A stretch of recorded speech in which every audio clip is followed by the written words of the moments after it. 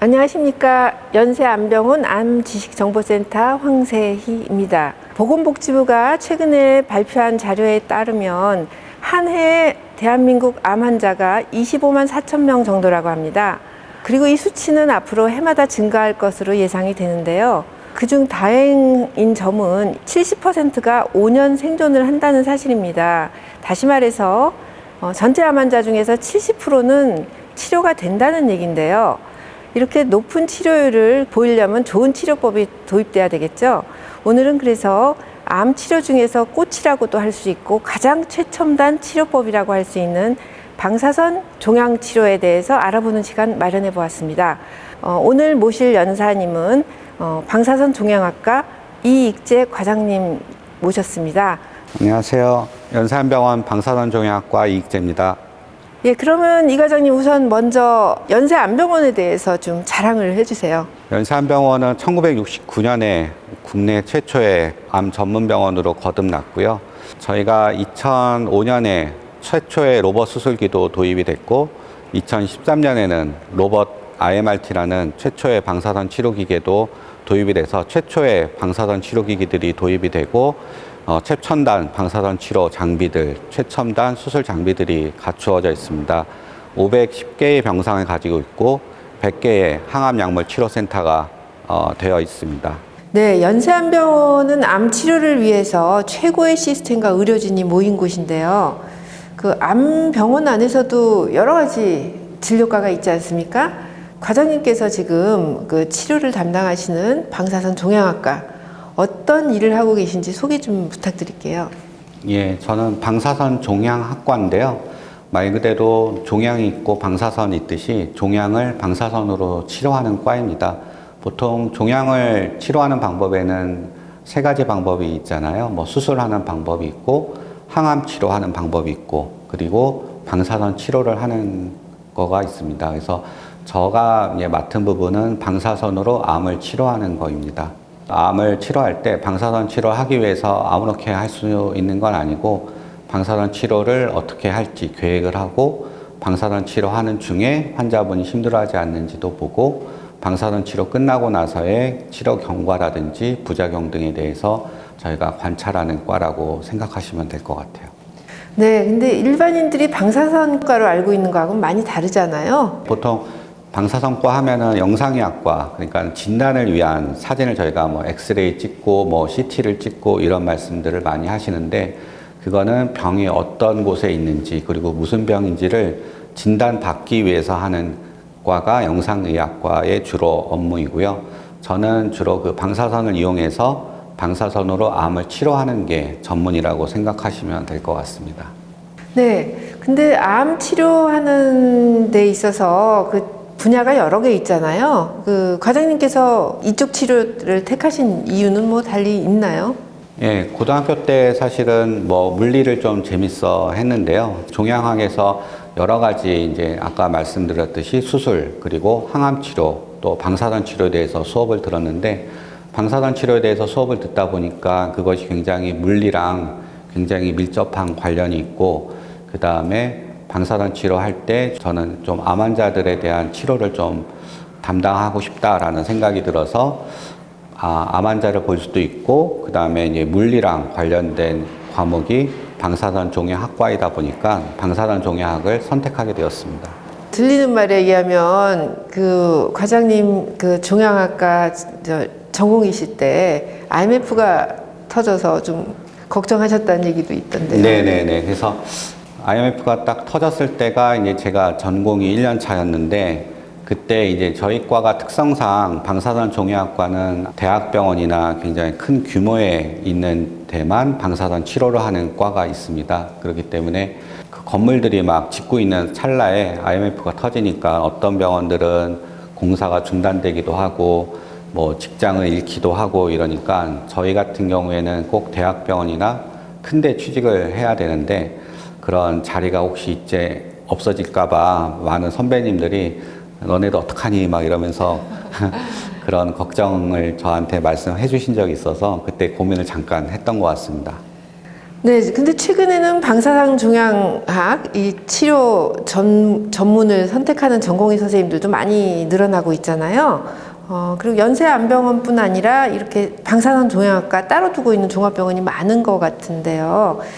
그만큼 이게 굉장히 각광을 받고 필요한 분야라는 생각이 들거든요. 수술이나 항암 치료에 비해서 방사선 종양 치료가 어떤 장점이 있다고 말씀하실 수 있을까요? 방사선 치료의 강점은 굉장히 부작용이 적게 국소적으로 그 부분에만 치료할 수 있다는 장점이 있습니다. 항암 치료 같은 경우에는 전신 치료이기 때문에 전신 부작용이 좀 있을 수 있는데요. 방사선 치료는 국소적으로만 치료하기 때문에 국소에 대한 부작용만 있는 장점이 있습니다. 또한 장기가 보존되는 게 장점인데요. 방사선 치료를 할 때 뭐 폐나 뭐 심장이나 이런 데를 방사선 치료를 해도 그게 없어지지 않듯이 그 국소만 치료해서 병변은 없어지고 정상 장기는 남아있게 할 수가 있거든요. 그래서 저희가 수술을 좀 하기 힘들거나 항암 치료 같은 독성 전신 치료를 하기가 좀 어려운 분들, 그런 분들은 이제 특히 이제 노인분들이나 좀 신체적으로 좀 약한 분들은 방사선 치료의 그 국소 치료 효과가 굉장히 큰 장점이 될 수 있습니다. 예, 말씀 들어보니까 뭐 할 수만 있었으면 암 치료 중에서 방사선 치료를 하는 게 가장 좀 환자 입장에선 좋을 것 같다는 생각도 드는데요. 그러면 지금 현재 방사선 치료를 할 수 있는 암 환자 얼마나 됩니까? 보통 2021년 논문을 저희가 보니까 2010년에는 한 25%, 한 4분의 1 정도가 방사선 치료를 받았다고 치면은 최근에 한 10년 정도 지나니까 한 3분의 1 정도가 방사선 치료를 받고 있거든요. 더군다나 우리나라가 서구화되는 트렌드이기 때문에 외국 같은 경우에는 한 40~50% 정도가 방사선 치료를 받습니다. 그렇기 때문에 점점 늘어날 거라고 생각이 됩니다. 예, 그러니까 간단히 말씀드려서 질병이 서구화되면 방사선 치료를 받을 수 있는 대상이 넓어질 수 있다. 이렇게 이해할 수 있겠네요. 네, 병마다 치료 방법이 조금 틀리긴 한데 외국에 있는 주로 트렌드가 많은 병이 방사선 치료를 해야 되는 병들이 많아지게 됨으로 인해서 그 사례들이 점점 올라가는 것 같습니다. 예, 그러면 이제 환자 입장에서는 궁금한 게 방사선 치료 어떻게 진행되고 있습니까? 방사선 치료는 일단은 치료를 해야 될지 말아야 될지 이제 뭐 저희 과로 직접 오는 경우도 있지만 뭐 내과나 외과나 이런 데서 방사선 치료를 위해서 저희한테 협진을 주는 경우가 있습니다.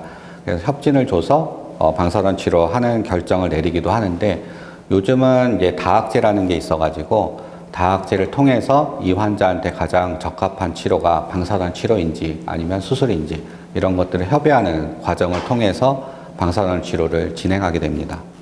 네, 다학제 치료 조금 일반인들이 듣기에 조금 어려울 수 있는데 일반적으로 말하는 협진하고는 좀 어떻게 다른가요? 협진은 어떻게 보면 저희가 그냥 편지를 써서 1대1로 하는 거거든요. 이게 황세희 교수님께서 저한테 뭐 방사선 치료를 해달라고 저희가 편지를 쓰면 제가 그거에 대해서 답변을 1대1로 하는 그런 것이 협진이라고 하면은 다학제는 한마디로 그룹 토의라고 생각하시면 될 것 같아요. 뭐 사진을 보는 선생님, 그리고 수술을 하는 선생님, 그리고 항암 치료하는 선생님, 그리고 방사선 치료하는 선생님들이 다 그룹으로 한 자리에 모여서 그리고 더군다나 환자가 그 자리에 같이 있습니다. 그래서 환자가 저희의 토의하는 것을 직접 보실 수 있고 저희가 토의된 내용을 바로 그 자리에서 환자한테 설명을 해서 치료 방침을 결정하게 되는 게 다학제 진료입니다. 네, 그러니까 환자가 있으시고 여러 분야, 전공 분야 선생님들이 같이 모여서 함께 치료에 대해서 설명하고 논의하는 자리 같은데요. 그 구체적인 사례를 좀 설명해 주실 수 있을까요? 뭐 처음에 진단받았을 때 뭐 수술하고 하는 치료들 이런 것들은 거기다가 교과서적으로도 그리고 가이드라인에서도 정해져 있기 때문에 그냥 이렇게 순서대로 하면은 뭐 크게 무리가 없습니다. 근데 조금 어려운 케이스들, 난치성 암이라든지 재발성 그리고 전이성 병변인 경우에는 가이드라인에 충분하게 그 환자에 대해서 어떻게 치료할지를 답해주지 못하거든요. 그렇기 때문에 여러 선생님들의 경험과 그 다음에 환자의 특성과 이런 것들을 고려해서 가장 적합한 치료가 무엇인지를 결정할 수 있게 됩니다. 그래서 주로 저희 재발된 분들, 병변이 굉장히 수술하기가 애매하거나 서로가 애매한 병변일 경우에 저희가 많이 다학제 진료를 하게 됩니다. 예, 사실 환자 입장에서는 같은 병인데 전공에 따라서 또 같은 전공이라도 선생님들에 따라서 조금 의견이 갈리시는 경우에 굉장히 혼란스러워하는 경우가 있거든요. 지금 말씀하신 다학제 치료를 하고 환자가 그 과정을 참여한다면 굉장히 안심도 많이 될 것 같은데요. 일단 이런 논의 과정을 거쳐서 환자가 방사선 치료를 하기로 결정이 됐다. 그 다음부터는 이제 과장님, 그러니까 방사선 종양학 교수님들, 전문가들이 하시는 활약이라고 해야 될까요? 예, 어떻게 진행하십니까? 예, 방사선 치료를 저희가 할 때 제가 다 혼자 하는 거는 사실 아닌데요. 일단은 환자분 인터뷰를 하게 됩니다. 환자분의 병력과 그 다음에 방사선 치료를 얼마큼 어떻게 할지를 일단 대략 잡게 되고요. 그 다음에 환자분이 저희가 방사선 치료에 대해서 먼저 첫 단추로 제가 보통 많이 설명하는 게 CT나 MRI 같은 방사선 치료 범위를 정하기 위한 사진을 찍게 됩니다. 그때 사진을 찍게 될 때 저희가 몸에다가 표시도 좀 하게 되는데요. 저희는 방사선 치료를 뭐 한 일주에서 많게는 막 2달까지도 방사선 치료를 계속 와서 치료받기 때문에 첫 번째 단추가 중요하고 그때 그림을 그리고 좌표 같은 거를 제가 표시하게 됩니다. 그래서 그런 첫 단추가 끼고 나서 저희가 방사선 치료를 어디다 할지, 방향을 어디서 방사선을 줄지, 그리고 얼마큼 줄지, 범위라든지 횟수라든지 이런 거를 결정하게 되는데요. 이런 것들이 결정하게 될 때 다 의학물리 하는 선생님들이 달라붙어가지고 이런 것들을 굉장히 계획하는 거, 그리고 방사선 치료가 잘 들어가는지, 모의 설계, 모의 치료, 그 다음에 설량 검증, 이런 과정들을 거치게 돼서 방사선 치료가 들어갑니다. 그렇기 때문에 말씀드린 과정이 좀 복잡하게 몇 가지들이 있기 때문에 방사선 치료는 제가 이제 첫 번째 환자를 만나 뵙고 나서는 한 1, 2주 정도의 시간이 걸리게 됩니다. 네, 말씀 들어보니까 저희가 왜 전쟁 영화 같은 데서 어떤 특별한 타겟을 향해서 조준을 하고 계획을 하듯이 굉장히 정밀한 어떤 물리학적인 그런 것들이 많이 포함되는 그런 치료법이라고 할 수 있겠네요. 그럼 구체적으로 들어가서요, 그 방사선 치료를 모든 암 환자한테 조금씩은 적용할 수 있습니까? 아니면 딱 이 환자들한테 밖에 적용할 수 없다, 이렇게 말씀하실 수가 있습니까? 일단 모든 암에서 방사선 치료를 적용할 수 있는데요. 방사선 치료 목적에 따라서 좀 틀릴 것 같아요. 림프종 같은 경우에는 방사선 치료에 굉장히 민감하기 때문에 방사선 치료만으로도 다 없애는 경우들도 있고요.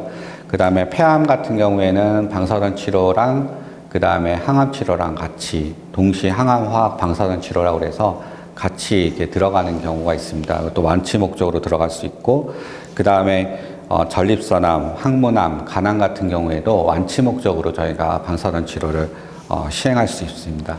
그 다음에 수술이 또 굉장히 중요한 병도 있거든요. 수술이 중요한 병이 있기 때문에 수술이 중요한 병은 수술을 도와주기 위해서 수술 전에 방사선 치료를 하기도 하고, 그 다음에 수술 후에 재발이 안 돼야 되기 때문에 수술 후에 재발이 안 되기 위해서 방사선 치료를 시행하는 경우도 있습니다.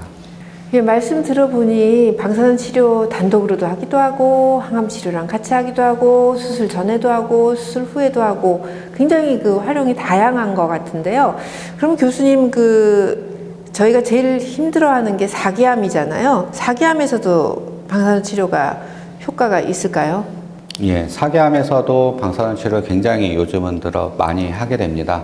항암 치료 효과가 좋아졌기 때문에 사기암 환자분들도 오래 살게 되거든요. 이게 사기암 환자분들, 특히 뭐 사기암이라는 건 어디가 전이가 되어 있다는 건데, 전이가 되어 있을 때 통증이나 이런 것들을 감소시켜주기 위해서 저희가 구식적으로 방사선 치료를 시행하기도 하고, 사기암이지만 소수전이암이라고 해가지고 병변이 그렇게 많이 전이가 되어 있지 않은 한 2-3개라든지 이렇게 조금 전이 되어 있는 경우에는 또 방사선 치료를 또 효과적으로 하면은 국소 치료이기 때문에 또 오래 살게 할 수 있는 효과를 가지고 있습니다. 네, 지금 방사선 치료 사기암 환자한테도 어떤 그 통증 치료라든지 혹은 또 국소 치료로 또 사용될 수 있다고 말씀하셨는데, 그래서인지 국소 치료라고 해서 방사선 수술이다. 뭐 이렇게도 얘기하잖아요. 그럼 방사선 치료하고 방사선 수술 치료하고 어떤 차이가 있나요? 방사선 치료의 하나의 일종이라고 생각하시면 되는데, 방사선 수술은 개념을 저희가 아마 썼던 이유가, 수술이라는 거는 저희가 두세 번 막 환자한테 여러 번 하지는 않고, 수술이라는 거는 환자한테 한 번만 시행을 하잖아요. 그렇기 때문에 방사선 수술은 저희가 어떤 국소 병변에 대해서 굉장히 정상 조직을 손상시키지 않고, 병변만 한 번에 방사선 양을 굉장히 많이 줘서 한 번에 치료를 끝내는 게 방사선 수술이 개념이 되겠습니다. 방사선 치료 이제 장점을 많이 말씀해 주셨는데, 그래도 일반인들이 듣기에 방사선 그러면 왠지 좀 위험하다, 좀 두렵다, 이렇게 알고 계시는 분들도 많거든요. 근데 이렇게 굉장히 그 유용한 치료를 방사선이라는 이유로 망설이는 경우도 있을 것 같습니다. 그러면 치료에 사용되는 방사선 위험 정도는 어느 정도 될까요? 방사선 치료는 그 자체가 굉장히 진단에서 하는 것보다 굉장히 고설량이기는 한데요. 저희가 전신으로 방사선을 쪼이는 게 아니라 CT 같은 경우에는 뭐 전체적으로 굉장히 많은 부분을 방사선 피폭을 받는데, 방사선 치료할 때는 그 고설량이지만 굉장히 국소적으로 집중해서 방사선을 쪼이기 때문에 전신에 대한 영향이 조금 적고 국소적으로만 저희가 영향을 미치기 때문에 부작용이 뭐 그렇게 심각할 정도로 있지는 않습니다. 그리고 저희가 방사선을 얼마큼으로 국소적으로 그 다음에 고설량으로 주는 거에 따라서 부작용이 얼마나 생길지에 대해서 저희가 연구가 다 돼 있기 때문에 안전 가이드라인에 따라서 저희가 방사선 치료를 하게 되고요. 그 다음에 저희 직원들이나 이제 방사선 종사자분들도 저희가 방사선 피폭에 대해서는 매번 분기별로 이렇게 정기적으로 저희가 체크를 받습니다. 그렇기 때문에 안전관리가 굉장히 철저하게 되어 있습니다. 네, 방사선 치료가 일반인들이 생각하는 것보다 굉장히 안전하다. 그리고 아주 양이 많지만 일부 암세포만 치료하기 때문에 안전하다. 이런 말씀 계속 해주시면서 방사선 종양학 치료에 종사하시는 분들도 이걸 계속 방사선 양이 어느 정도 피폭이 됐는지를 체크한다고 하셨는데요. 지금 혹시 교수님 차고 계신 그건가요? 네네, 이게 저희가 일명 TLD 배지라고 하는데요. 정기적으로 저희가 이거를 검사해서 저희 직원들이 방사선 피폭이 얼마나 돼 있는지 보고, 만약에 많이 피폭이 돼 있으면은 따로 뭔가 조치를 취한다든지, 뭐 방사선 종양과에서 일하지 말고 다른 부서에서 일하게 한다든지, 뭐 약간 이런 조치도 취하고 있습니다. 근데 저희가 대부분 보면은 다 이제 굉장히 기준 미만으로 안정적으로 나오기 때문에 그런 경우는 거의 없습니다. 네, 그러니까 방사선 치료가 일단 이 정도 큰 병원에서 가이드라인을 주고 하시는 치료에 대해서는 크게 걱정을 안 해도 될 것 같습니다. 근데 이제 또 암 치료하면 또 환자들이 또 걱정하는 게 부작용이거든요. 뭐 항암 치료 같은 경우에도 뭐 머리가 많이 빠진다든지 식사를 전혀 못 하신다든지 이런 부작용이 좀 많이 보고가 되는데, 방사선 치료에 대해서 그 부작용은 어느 정도인가요? 방사선 치료에 대해 환자들이 가지고 있는 가장 큰 오해는 방사선이기 때문에 부작용이 크지 않냐는 점인데요. 근데 아이러니하게도 방사선 치료의 가장 큰 장점이 적은 부작용으로 인체 내부의 종양을 제거할 수가 있다는 것입니다. 방사선 치료는 국소 치료인 만큼 부작용도 방사선에 노출된 부분에만 국소적으로 나타나는데요. 최근 방사선 치료 기술의 발전으로 정상 조직에는 방사선 조사를 최대한 피할 수 있도록 정확성이 굉장히 높아졌고, 덕분에 부작용이 나타난다 하더라도 그 중증도가 매우 낮습니다. 또한 수술과는 다르게 상대적으로 인체 기능을 최대한 보존하면서 치료할 수 있게 됩니다. 이처럼 부작용이 적고 누워만 있어도 치료가 진행하기 때문에 치료에 있어서 다른 치료들보다 자유롭고, 심지어 방사선 치료를 받으면서 직장 생활도 가능할 만큼 전신에 대한 컨디션에 영향을 거의 주지 않습니다. 가끔 환자분들 중에 방사선 치료와 상관없는 부위에 부작용이나 전신 악화 뭐 이런 걸 말씀하는 경우들이 있는데, 이런 경우는 대부분 항암 치료와 같이 하는 환자들이 이러한 그 부작용들을 말씀하는 경우들이 있어서 같이 발생하기 때문에 오해하는 경우들이 대부분입니다. 물론 방사선 치료를 받는 그 부위에 대해서는 부작용이 나타날 수 있는데요.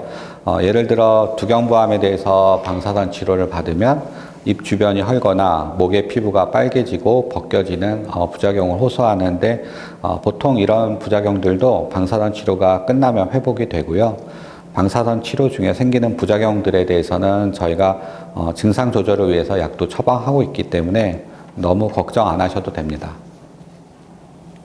큰 걱정하지 말라고 말씀하시니까 굉장히 안심은 되는데요. 그래서 방사선 치료를 받는 환자들이 주의해야 되는 점은 있을까요? 아무래도 저희가 방사선 치료 과정에 대해서 잠깐 설명을 드렸을 텐데 그때 뭐 CT나 뭐 사진을 찍고 몸에다가 좀 표시를 한다고 말씀드렸는데 저희가 그 표시를 기준점으로 해서 방사선 치료를 하거든요. 그렇기 때문에 그것이 일부러 뭐 샤워나 이런 걸로 뭐 싹 지워버리시면은 저희가 처음부터 다시 시작해야 되는 거니까 조금 애로사항이 생길 수도 있습니다. 그래서 샤워는 어느 정도 하셔도 되는데 몸에 선을 저희가 좀 그리는 경우에 있어서는 싹 지워지지 않게 조심하시는 게 좋고요. 음식에 대해서도 사실 많이 물어보시거든요. 음식에 대해서. 근데 방사선 치료를 어디 하느냐에 따라서 예를 들어서 복부나 골반 쪽에 방사선 치료를 하시는 경우에는 뭐 소장, 대장 뭐 이런 쪽에 방사선이 어느 정도는 들어가기 때문에 음식 드실 때 너무 자극적이지 않고 짜거나 뭐 이런 음식들을 조금 덜 드시는 게 아무래도 방사선 치료할 때 이런 부작용을 좀 더 적게 하면서 치료받으실 수 있고 방사선 치료를 받는데 피부가 좀 빨개지거나 벗겨지거나 그런 경우도 있거든요. 그런 경우에 저희가 로션을 드리기도 하는데 잠깐 샤워를 한다고 해도 된다고 말씀드렸는데 샤워를 할 때 너무 빡빡 문지르거나 뭐 이태리 타올로 뭐 이렇게 그러면은 조금 더 환자분이 피부가 부작용이 심해질 수 있기 때문에 그런 면에서는 저희가 주의를 주고 있습니다. 네, 그러니까 뭐 치료 좌표를 지우지 말라. 또 복부 치료를 받을 때는 소화가 잘 되는 저자극성을 드시면 좋고 피부에는 필요한 로션을 좀 바르시라. 이 정도로 요약을 할 수가 있겠는데요. 근데 사실 방사선 치료법도 너무 다양하잖아요, 요즘은. 예. 굉장히 다양하다고 들었거든요. 어떻게 다양합니까? 그게 뭐 기술적으로도 나눌 수 있고 방사선 선원이라고 해서 선원의 종류에 따라서 나눌 수 있는데요. 크게 일단 나누면은 외부 방사선 치료, 내부 방사선 치료라고 볼 수 있어요. 외부 방사선 치료는 방사선 치료 기계가 X선을 만들어서 쏘는 거거든요. 그럼 외부 방사선 치료는 뭐 3차원 입체 조형 방사선 치료니, 세기 조절 방사선 치료니, 아까 잠깐 설명드렸던 방사선 수술이라든지 이런 거는 주로 외부 방사선 치료의 어떤 기술적인 것들에 따라서 나누는 게 되겠고요. 내부 방사선 치료 같은 경우에는 동위 원소를 이용해서 치료를 하는 겁니다. 동위 원소가 나오는 어떤 물질을 우리 몸 속에다가 잠깐 집어넣고 그러면 그 집어넣은 그 동위 원소가 방사선을 이렇게 내서 치료하는 경우가 있거든요. 그래서 자궁경부암이라든지 아니면은 뭐 안구 종양 같은 것도 저희가 방사선이 나오는 어떤 이렇게 연필실만한 그 조그만 선원이 있는데 그거를 갖다 놓고 그럼 거기서 방사선이 나오게 만드는 게 내부 방사선 치료. 이렇게 해서 크게는 내부, 외부 방사선 치료 이렇게 나눌 수 있을 것 같아요. 내부, 외부 이렇게 구별을 해주셨는데 저희 이제 일반인들이 생각할 때 방사선 치료 그러면 장비가 막 종류가 여러 개잖아요. 그리고 이 장비 싸움이다 이런 얘기가 있을 정도인데 그 장비는 어떻습니까? 장비도 굉장히 많이 발달되고 있는데 엑스레이는 똑같기는 한데 엑스레이를 저희가 굉장히 여러 가지로 저희가 조절을 좀 할 수 있습니다. 그렇게 조절을 할 수 있는 이유는 컴퓨터가 굉장히 발달이 되고 과학기술이 발달되면서 그냥 예전에 엑스레이라고 했던 거를 저희가 어떤 컴퓨터 기술이나 과학기술로 조절이나 세분화해서 방사선 치료를 할 수 있는 그런 기술이 많이 발전됐거든요. 그래서 세기조절 방사선 치료라는 것도 있고요.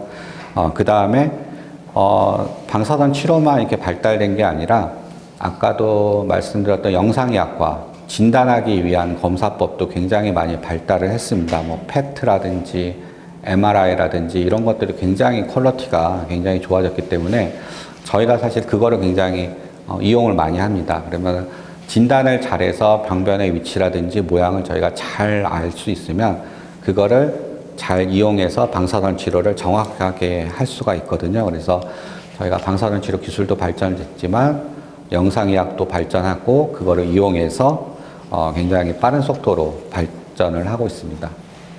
지금까지 여러 장비를 이용한 치료법 말씀을 해 주셨는데요. 그래도 아무래도 저희가 직접 장비를 보면서 설명을 듣는 게 가장 이해가 빠를 것 같습니다. 지금부터 그러면 과장님께서 장비 직접 보시면서 설명 부탁드릴게요. 예, 연세한병원 방사선 종양학과에는 세 대의 CT 시뮬레이터가 있는데요. 이 CT 시뮬레이터는 이 방사선 치료를 위한 첫 준비 과정입니다. 올해부터는 MR까지 되는 MR 시뮬레이터도 도입을 했습니다. 아무래도 CT 시뮬레이터는 CT 이미지 기반이기 때문에 뭔가 이제 그 암에 대해서 좀 더 자세히 보기 위해서는 MRI도 더 도움이 되거든요. 그래서 MRI 시뮬레이터도 필요 환자인 경우에는 시행하여서 두 영상, CT 시뮬레이션, MR 시뮬레이션 두 영상을 모두 참고하면서 보다 정확한 설계를 하고 있습니다. 다음으로는 저희 방사선 종양학과의 메인 치료라고 할 수 있는 X선 방사선 치료 기계들입니다. 저희가 총 6대의 라인악 그리고 5대의 토모 치료 기기가 있습니다. 이 11대의 치료기 모두 세기조절 방사선 치료라는 최신 방사선 치료 기술이 가능합니다. 세기조절 방사선 치료란 정상 조직에는 약한 방사선을 그리고 암에는 강한 방사선을 내도록 첨단 컴퓨터가 방사선 치료 방향에 따라 세기도 조정하고 종양의 모양에 따라 방사선을 줄 수 있게 가능하게 만드는 기술입니다. 기존에 보통 예전에는 3차원 입체 방사선 치료가 최신 방사선 치료였는데 이거는 여러 가지 두 방향 또는 네 방향에서 동일한 강도의 방사선을 조사하는 것에 비해서 세기 조절 방사선 치료는 여러 방향에서 약 100개에서 120개의 방사선 조각을 인체에 조사하여 이를 종합하면 원하는 방사선 분포를 만들 수 있게 됩니다. 또한 치료기를 모두에는 영상유도 방사선 치료를 가능하게 하는 CT가 내장되어 있는데요.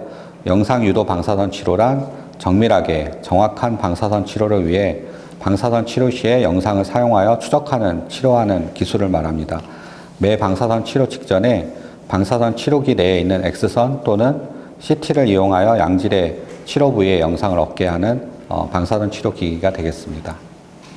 예, 지금까지 이익재 과장님께서 여러 가지 이제 방사선 치료에 대해서 설명하셨는데, 이제 키포인트는 정밀하게 방사선을 이용할 수 있는 이런 최첨단 기구, 그 장비에 대해서 설명해 주셨는데요. 그러다 보니 치료에 아주 다양하게 쓰일 수 있지 않나 하는 생각이 드는데요. 네, 맞습니다. 아무리 방사선 치료의 기술이 발전했다 하더라도 이득이 없으면 아무 소용이 없겠죠. 그래서 방사선 치료의 기술 발전으로 우선 기존에 진행되던 방사선 치료 효과가 굉장히 극대화되게 되었습니다. 현재의 방사선 치료는 더 정교하게 종양만 타격할 수 있고 설량도 훨씬 더 높기 때문에 종양세포에 대한 사망 효과가 굉장히 향상되었고, 대신에 주변에 있는 정상 조직은 더 적은 설량으로 인해서 부작용도 굉장히 덜하게 되었습니다. 부작용이 덜하면 방사선 치료 이후 나중에 암하고 싸울 때, 그 수술이나 항암 치료할 때 몸의 최상의 상태를 만들 수가 있거든요. 추가적인 수술이나 약물 치료도 제때 좋은 컨디션으로 잘 받게 되면 적절한 식사와 운동도 병행하게 되어가지고 암에 대한 좀 더 최적의 몸 상태를 만들 수 있는 상태를 만들 수 있습니다.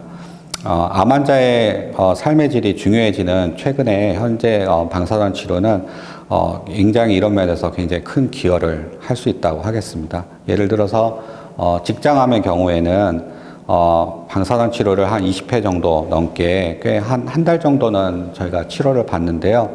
환자가 방광염이나 직장염 이런 데로 이런 부작용을 호소하는 경우가 꽤 있는데, 심하면 부작용으로 인해서 방사선 치료를 못 하거나 나중에 수술을 해야 되는데 수술을 못하게 되는 경우가 꽤 있었는데 현재는 방사선 치료가 발달했으니까 좀 더 주변 정상 조직에는 방사선이 들어가는 선량을 최소화하고 그 다음에 부작용이 줄어들고 이러면은 굉장히 효과적인 나중에 수술이나 이런 것들이 굉장히 잘 되게 만들어졌습니다. 또한 이전에는 방사선 치료가 거의 하지 못했던 최담도암에 대해서도 기술의 발전으로 원하는 부위에만 고선량을 조사할 수 있게 되어서 현재에는 다학제 진료를 통해 수술이 어려운 경우 방사선 치료를 시행하게 되는 경우가 상당히 많아졌습니다. 네, 그러면 이렇게 이제 좋은 치료를 하는 방사선 기기가 있지 않습니까? 근데 그러다 보면은 아까 보여주셨던 대로 굉장히 고가일 것 같아요. 어떻습니까? 예, 그렇습니다. 방사선 치료기기가 적어도 한 대당 한 50억 이상 정도 굉장히 고가 장비가 되는데요. 옛날 암센터 건물에 있을 때는 거기가 약간 지대가 낮아가지고 폭우가 쏟아지거나 뭐 그러면은 누수 걱정이 돼서 직원분들이 휴일에도 와서 천장에 물이 새진 않는지 그리고 바닥에 물이 들어오지 않는지도 체크할 만큼 굉장히 애지중지하게 기계 관리하는데 힘썼던 기억이 납니다. 네, 현재까지 지금 아까 보여주셨듯이 연세안병원에 있는 그 방사선 치료 기기들 뭐 엄청난 고가의 여러 가지를 보여주셨는데요. 이번에 이제 또 더 엄청난 진짜 국내 최초의 어마어마한 그 방사선 치료 장비 도입된다고 들었습니다. 예, 현재 시행되고 있는 X선을 이용한 방사선 치료도 굉장히 저희가 발전을 시켰는데 이제는 입자치료 방사선 시대라고 저희가 표현하는데 1969년에 연세안병원이 오픈하고 나서 그 다음에 50년이 지나서 이제 중입자 치료기를 설치를 지금 하고 있습니다. 중입자 치료기라는 거는 말 그대로 중입자를 가속해서 종양에다가 이제 투여하는 건데요. 중입자 치료는 기존 X선을 이용한 방사선 치료보다 두세 배 높은 치료 효과, 즉 세포 살상 능력을 보이며 일정 깊이에서 에너지를 한 번에 방출하고 방출 전과 후에는 조직에 거의 영향을 주지 않는 브래그 피크라는 특성을 이용하여 정상 조직에 미치는 영향을 최소화하면서 종양에만 집중적으로 조사가 가능하여 꿈의 암 치료기라고 불립니다.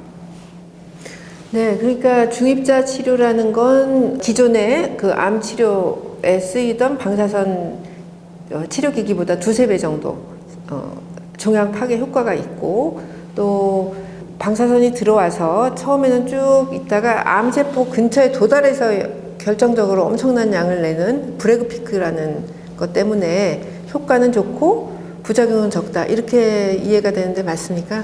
네. 그럼 이런 그 꿈의 치료라고 할 수 있겠네요. 이건 거의 설명만 들으면. 근데 이런 그 중입자는 어떤 암에 어떤 치료를 할 수 있습니까? 중입자 치료는 보통 거의 모든 암에도 시행을 할 수 있는데 약간 5년 생존율이 30% 미만인 뭐 폐암이라든지 간암, 췌장암 같은 굉장히 치료가 어려웠던 병이나 아니면은 뭐 재발성 직장암이라든지 뭐 골육종, 척삭종 막 이렇게 좀 이름을 들어보지는 않았지만은 굉장히 방사선 치료에 잘 안 듣는 병들에 대해서 효과적으로 그리고 뭐 두경무암, 악성 흑색종 막 이런 각종 굉장히 뭐 치료하기 어려운 난치암들이 있는데요. 이런 데 굉장히 효과적이라고 생각을 하고 있습니다. 그래서 완치율의 경우에는 뭐 간암 경우에는 한 90%, 전립선암에서는 100%까지도 도달할 수 있고 폐암 또 한 80%, 재발암도 한 40% 정도는 치료 효과를 나타내는 걸로 알고 있습니다. 네, 설명을 들을수록 중입자 치료, 이거 꿈의 암 치료법인 것 같은데요. 그럼 언제부터 이 혜택을 받을 수 있을까요? 저희가 중입자 치료는 지금 현재 시험 가동 중에 있고요. 2023년 3월부터는 본격적인 환자 치료를 위해 준비하고 있습니다.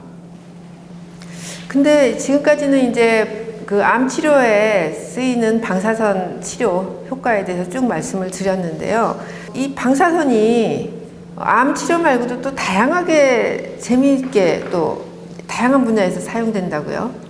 네네, 뭐 체르노빌 같이 굉장히 방사선 하면은 무섭고 굉장히 위해한 치료법이라고 그리고 위해한 어떤 물질 이렇게 생각을 하는 경우가 있는데 실제로는 저희 주변에서도 많이 활용을 하고 있고 여러 가지 재밌는 것들이 좀 있는데요. 예를 들어서 방사선을 쏴주면 포도주의 맛이 변합니다. 십몇 년 전에 스펀지라는 예능 프로그램이 있었는데 그 스펀지에서 블라인드 테스트를 해가지고 방사선을 쏜 거와 안 쏜 거의 그 포도주를 맛을 비교했을 때 평점이 방사선을 받은 와인의 평점이 굉장히 높이 올라간 케이스도 있어서 그런 것이 잠깐 프로그램에 나온 적이 있었습니다.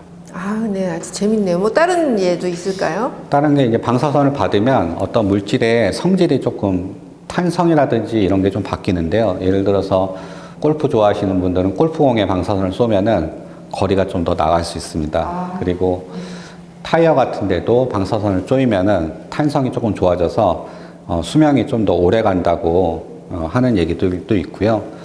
그 다음에 이제 방사선을 고설량으로 굉장히 주면은 이렇게 멸균 기구라든지 의료기기라든지 용기라든지 이런 것들을 살균하는 목적으로 이용이 되기도 합니다.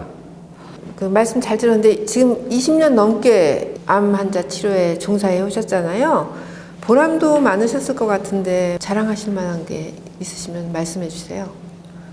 자랑은 아니고 아직도 계속 환자한테 많이 배우고 있는 것 같습니다. 환자가 한마디 한마디 할 때마다 굉장히 느끼는 게 많고요. 환자가 말하는 것은 거짓이 없다고 생각을 합니다. 그래서 환자가 말하는 불편함이라든지 이런 것들이 결국에는 왜 그럴까라는 것을 항상 고민을 하고 환자한테 그러다 보면 최적의 방사선 치료라든지 최선의 진료를 할 수 있다고 생각을 하고 있거든요. 예, 환자에게서 많이 배운다고 하셨는데 치료를 하시다가 그러면 기억에 남는 환자 혹은 진짜 좋은 치료 사례 이런 거 좀 소개해 주실까요? 예, 아마 다른 분들도 뭐 굉장히 경험이 많으셨겠지만은 저 같은 경우에는 그 간암인데 뭐 뼈로 전이가 돼가지고 환자분한테 방사선 치료를 한 경험이 있습니다. 지금 같으면은 소수전이암이라는 표현이 있는데 그때는 소수전이암이라는 표현도 없었거든요. 그래서 전이가 돼서 아마 뭐 오래 못 사실 것 같은 그런 환자들이었는데 치료를 잘 하고 열심히 하다 보니까 치료 효과도 좋고 그 다음에 병이 생겨도 하나둘 생겨도 결국에는 또 방사선 치료해 가지고 또 잘 끌고 나가고 그러다 보니까 환자분하고 관계도 좋아지고 뭐 가족 관계라든지 뭐 그 여러 가지 환자분 주변 가족 상황에 대해서도 얘기하면서 굉장히 환자분과 저와의 관계가 굉장히 가까웠던 경험이 있습니다. 네, 말씀 들어보니까 지금 이 시청자 여러분 중에서도 조금 남치성암이랄까요? 그런 걸 가지고 고민하시는 분들도 좀 희망이 생겨날 것 같은데요. 앞으로 방사선 종양 치료 관련해서 꼭 하고자 하시는 일 있으신가요? 결국에는 방사선 치료 기계가 아무리 좋다고 하더라도 부작용은 어느 정도 있거든요. 그래서 방사선 치료의 부작용을 굉장히 더 적게 하고 좀 더 종양에만 고설량의 방사선 치료할 수 있는 그런 기법들이라든지 기기들 같은 것들이 개발되는 데 도움을 줬으면 하는 거가 하나이고요. 나머지는 이제 방사선 치료의 어떤 가이드라인, 방사선 치료는 어떤 때 하는 것이 가장 효과적일까에 대해서 좀 더 연구하고 그런 것들을 제시할 수 있으면 좋을 것 같아요. 마지막으로 시청자 여러분들께 특히 암 환자들에게 해주고 싶으신 말씀 있으시면 좀 부탁드릴게요. 저희한테 오시는 환자분들이 뭐 항암 치료라든지 수술이라든지 이런 것들을 어느 정도 하고 오시는 경우들도 꽤 많으시고 방사선만 처음으로 하러 오시는 분들보다는 뭐 여러 가지 좀 힘든 상황에서 오시는 경우들도 꽤 있습니다. 그래서 거기다가 방사선이라는 말을 또 들으면 굉장히 무서워하고 굉장히 또 힘든 치료 아닌지라고 걱정하시는 경우들이 많은데요. 그런 것들에 대해서 좀 더 위로를 저희가 굉장히 해서 편안하게 치료를 받게 하는 것이 굉장히 중요하다고 생각을 하고 있습니다. 또한 저희 연세한병원 그리고 연세의료원의 모토가 하나님의 사랑으로 인류를 질병으로부터 자유롭게 한다는 이러한 비전이 있거든요. 그런 비전으로 또 환자들한테 최적의 방사선 치료를 하려고 노력하고 있습니다. 오늘은 연세안병원 방사선 종양학과 이익재 과장님으로부터 방사선 치료에 대해서 많은 것을 다 종합적으로 알아보는 시간이었습니다. 대단히 감사합니다.